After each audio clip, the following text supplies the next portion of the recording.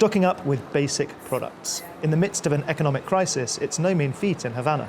And in stalls like Reyna's, one product in particular has become harder and harder to find. We've got a big problem with sugar. The government provides everyone with basic goods each month, but the amount of sugar has gradually decreased. Before, they gave us 7 packs of sugar per person, both white and brown sugar. Now, they rarely give us that, and sometimes sugar arrives in several instalments throughout the month. Cuba once produced 8 million tons of sugar a year. In the 1950s, sugar accounted for 80% of the island's exports.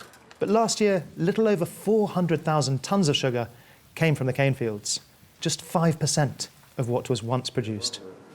For the French company Pernod Ricard, which has been producing rum on the island for over 30 years, the situation is worrying.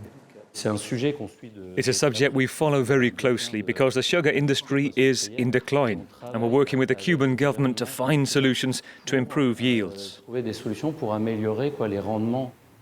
French company is now offering to finance fertiliser purchases, which the Cuban government is struggling to import due to the US embargo. Today, it's the economic crisis which is complicating the purchase of raw materials and fuel that's needed to work the fields.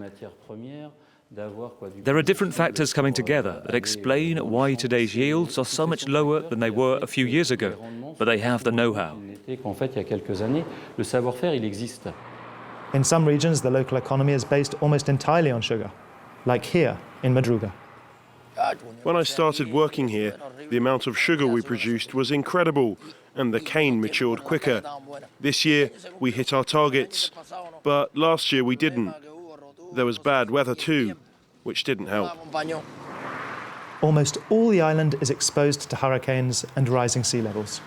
Land salinisation is another danger which threatens the island's fragile agricultural production.